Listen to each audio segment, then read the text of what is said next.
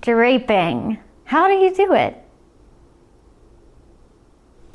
Let's say you just bought yourself a brand new mannequin. Maybe it's used on Facebook, like where I got mine. And I just kind of want to run down how I like to drape. There are many different ways that you can do it, but it's almost like drawing on a body and bringing a 2D design to life. Everything starts with lines. So whether that be from your brain, from a sketch, whatever you need, the main principles of draping are going to start with seam lines. You already see on the mannequin that there are some stitched in here. We have the princess seam, we have the center front seams. Typically the waist will be marked on your mannequin, and then back princess, center back. These are all gonna be the foundation of every design. So I had a teacher in the past tell me something that stuck with me, and it was that seam lines are your signature. So there are so many designs out there, so many dresses. How can you make that unique to your style, unique to your design takes? And that's with a seam line. So there's 3 across the front in a standard mannequin, but you can make them diagonal, you can make them swoop. Any little line feature that you add is going to be yours and yours alone. So that's how we add uniqueness and flair to our dresses. So that's what makes it very fun, and that's what we're gonna get into right now.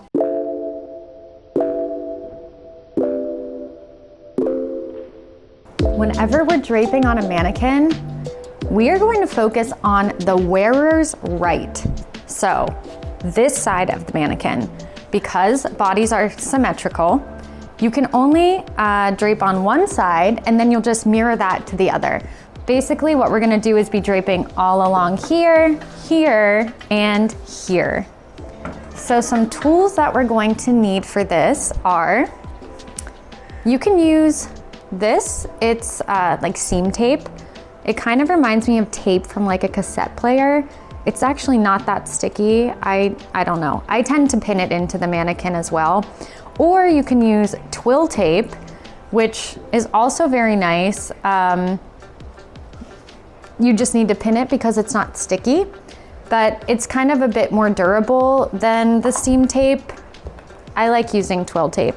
Then you're going to need some pins to stab it in there, and also scissors to chop those things up and stick them on the mannequin.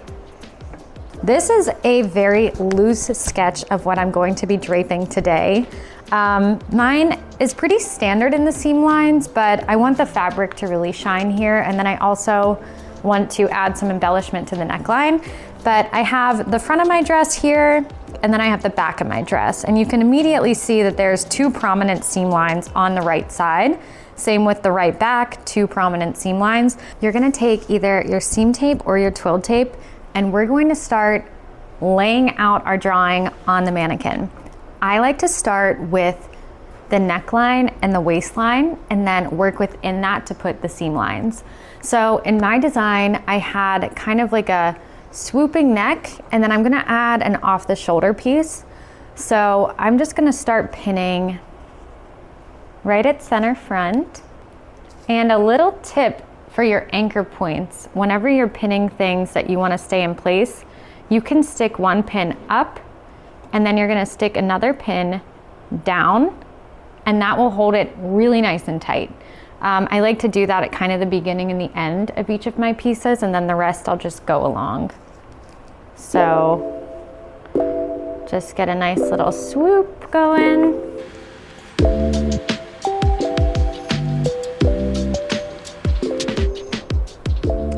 Be good.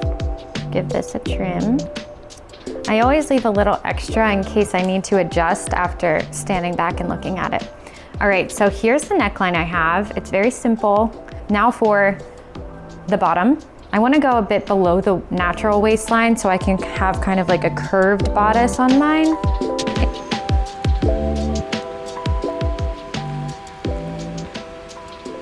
Now I'm going to start putting my signatures on here, my seam lines, and I definitely want 2 prominent ones right here that are a bit more narrow. And this is going to be cut on the fold. So I don't need a seam line here. We'll just use center front as our guide. And then for my next seam line, I'm going to hike it all the way up here for now.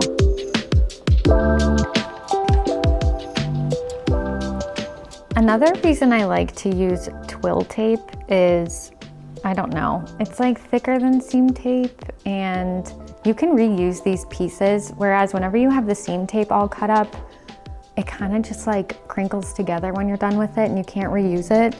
So yeah, I recommend twill tape, TBH. Okay, so here are my seams. For the sake of this video, I'm just gonna mark center front because then it's gonna be easier to see. Okay, you can see this is starting to come to life. So far we have 3 panels, and now I'm gonna take a step back and look at this and just visualize if I wanna change anything. Okay, I'm happy with this. I adjusted this slightly, and I also lowered this just by like a hair. Now we can move on to draping the back side. Moving on to the back, I kept this the same in line with the waist, and then I added the side seam. So far we are going to have 1, 2, 3, 4, 5 panels across the front. Remember, this is cut on the fold. And for the back, I'm gonna start by putting the shape of the back on top. And I kind of just want it to be like a swoop, just to add some pizzazz. Okay, so for the seam lines, we have our side seam. I'm gonna put a seam line here. And then let me just throw in the center back for the sake of it. I'm gonna see how it looks from back. I think I like that. I'm just gonna keep the back at 2 panels. Now that we have all of our seam lines on our girl, the next step will be to start draping the fabric and cutting around. So I'm gonna review that next. Before you do that, just again, take a step back, look at your design, picture that on your body. Do you wanna add any more or take away some seam lines? Other things to think about whenever you're making seams are, back here, I initially was thinking to make the seam starting at the point, but then I thought with attaching the sleeve, it could be really bulky with all that seam allowance in the corner. So instead, I moved the seam line to start here. That way this pattern piece is just a flat piece with no extra fabric or seam allowance in there. And once it looks good, you can get out your muslin or any scrap fabric that you have.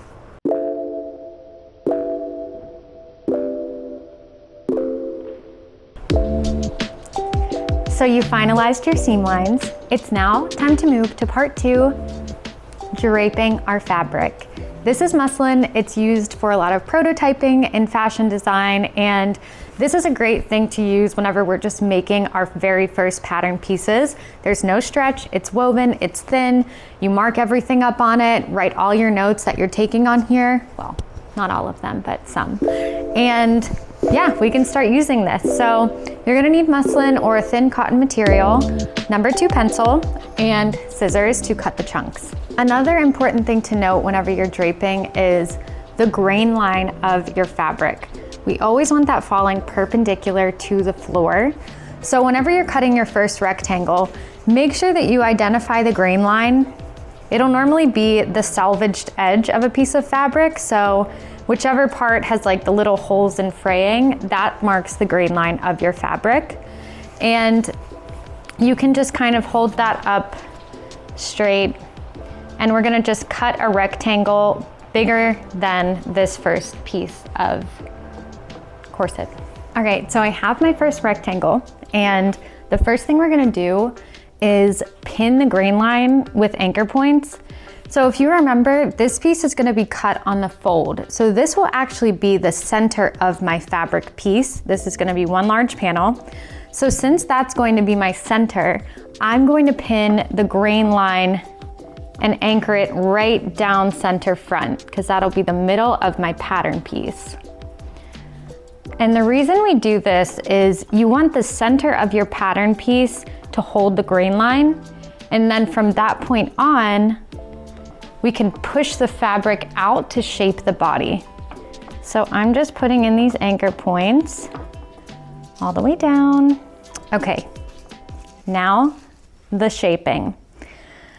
So if you just start kind of pushing up and over and finding that twill tape line, you can just begin pinning from there. And it should just kind of want to flow wherever you push it. So use your intuition, slowly just draping it over the body, giving it a little tug, making sure it's nice and straight until you find that seam line. And you can add some placeholders around the chest where you need it to be a little bit more secured. But down here, you can easily spread out those lumps and pin it to your seam line. Beautiful. When you get to this area around the chest, you're gonna see that there are teeny little baby gathers that happen whenever you pull this flat. This is something that's called ease. So whenever we have a curve that's soft in our body, typically it's going to be definitely the chest area, the butt, different spots where there's no bones like a rib cage or hips. That is going to allow us to have some room for the fabric and how tight we make it. So whenever we have ease like this, we can pull it tight, knowing full well that that's going to be a soft part of our body that can kind of be compressed. If this were a rib cage, we couldn't really make it tight because it's going to be kind of at a point harder than if it were up here. So you're just gonna pull that tight, and trust me, it will be fine on your body. Sweet potatoes are done. Now that we have it all pinned, it's nice and flush, I like to go ahead and just trim away this excess. And now it's time to mark our first pattern piece with a pencil. So since I use twill tape, I'm going to try to mark on the muslin in the center of the twill tape, so just keeping it in the middle. You want to stay consistent, so I just like going right down the center. So let's just start by drawing our first pattern piece. As you can see, this journey of design is a very slow, beautiful process. It isn't done in a flash this way, and it's very, just takes time and care. Here's our first pattern piece. So one of the most important things when you have this done is marking your pattern pieces.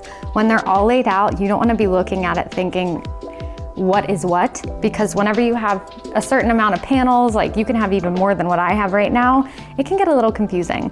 So I'm just going to make my mark here to show that I want to cut on the fold. There's our standard cut on the fold line. Center front is marked, and that's gonna be enough for now for me. So I know that center front, this piece is done.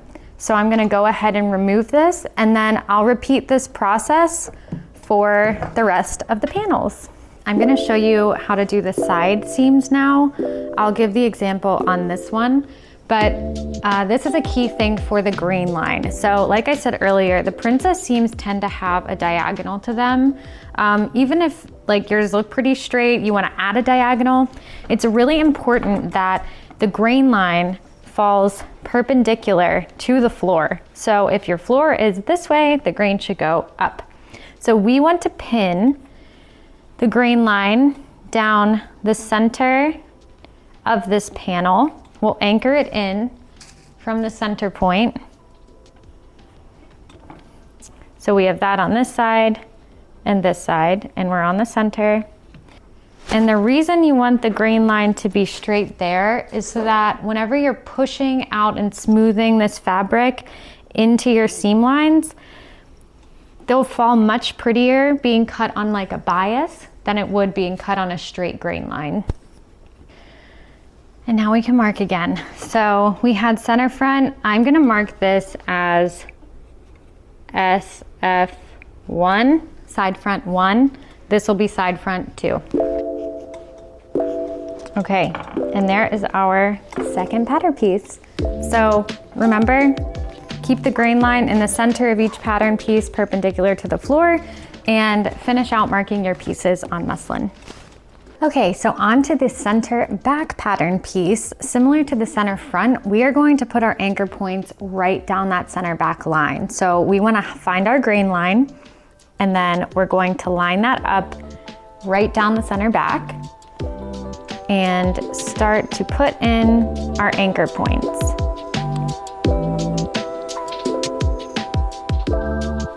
Congratulations, you have just draped your final piece. And now what we're gonna do is work on transferring all of these to paper.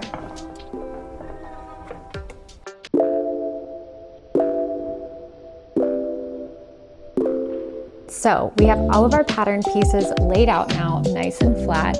And the next thing that we're going to do is take them to the paper and start to trace. Okay, so some things that you're gonna want for tracing your draped fabric pieces onto paper are scissors, pounce wheel, notch marker, pencil, curved ruler, and straight ruler. First things first, whenever we're starting our pattern pieces, we want to begin by drawing our grain line, and we're gonna start with the center front piece, so we can draw that nice and long. And then we're going to grab our center front piece, and we just wanna make sure that we line up this front line with the grain line here. And once we have that on the paper, we're gonna take our pounce wheel. I love this tool. It's great for transferring drape to paper. And this is just little needles that are gonna punch holes as we trace along. So we have our grain line marked. Then you can go out here and slowly begin tracing your pencil marks. You can also use a pattern weight just to make sure that we're keeping things accurate.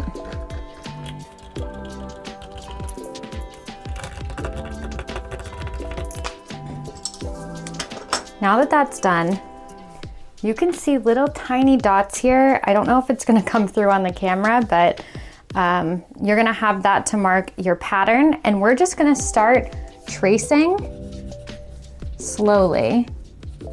And something to keep in mind whenever you're tracing your patterns is just follow the curves, and you're able to adjust them if you need to. So really look at your pattern and think, does that make sense?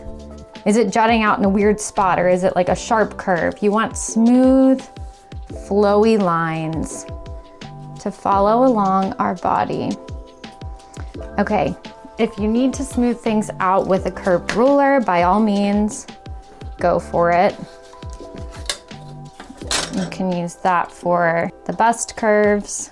You can use it for the center front lines, and then just kind of follow along there. Next thing we want to do is mark our grain line, obviously. So if you remember, our grain line for the center front piece is going to be in line with center front. I also want to make sure that we know this is to cut on the fold. And then we can write center front. And my mannequin is a size 6, so I'm just gonna put size 6. And I also like to put what version of the pattern this is. So this is my very first version of tracing from muslin to paper. Another thing is, don't worry about seam allowance here. We're gonna make all of these pieces without seam allowance, and then we'll add on the seam allowance directly to the fabric whenever we trace our pieces. I have cut out my center front piece, and now we're gonna move on to our side front piece. So set that aside. I've drawn my grain line, and now I'm going to line up this grain line with that one. And now I'm just going to, again, take my pounce wheel and begin to follow along these lines. Okay, now let's go ahead and trace these dots, and we can smooth them out with the ruler.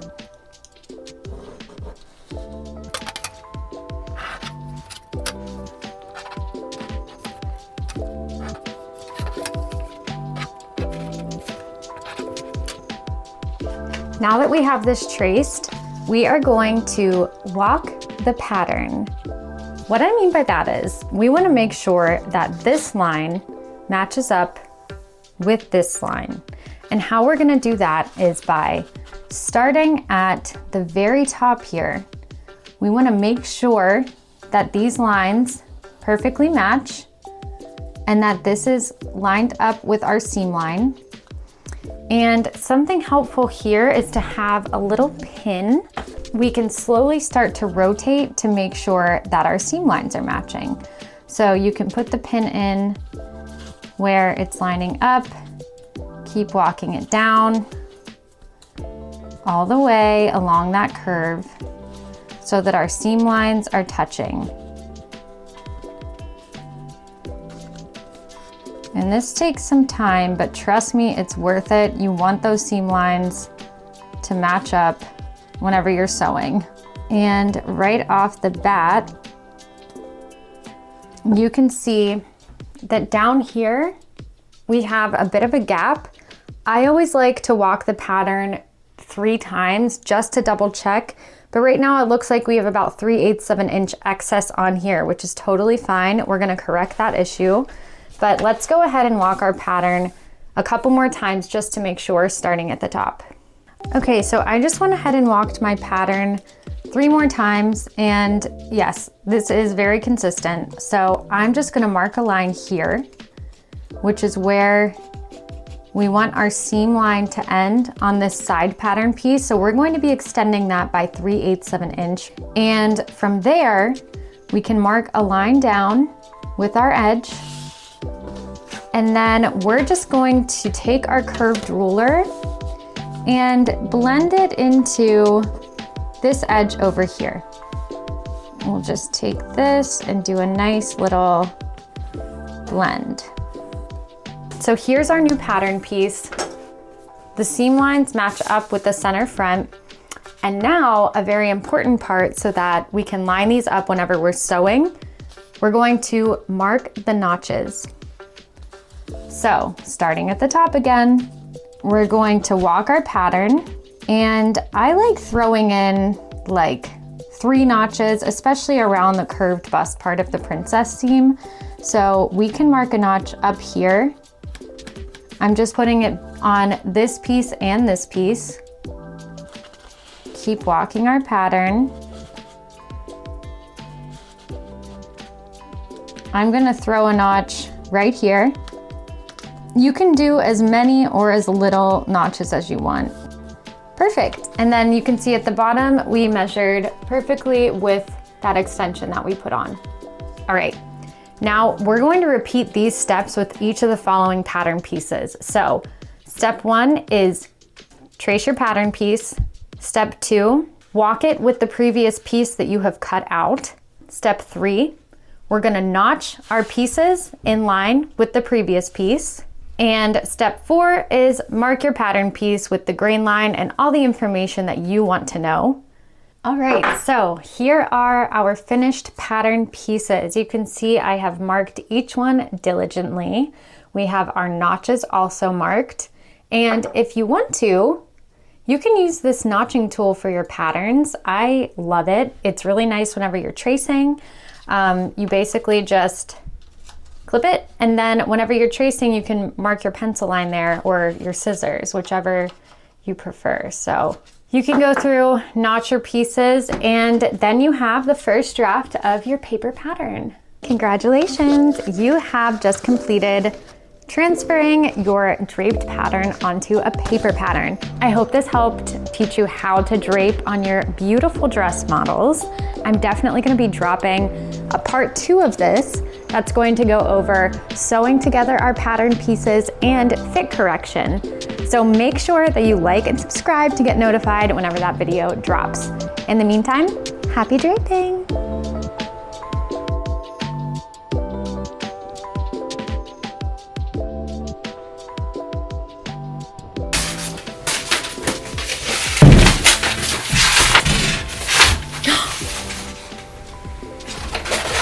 No.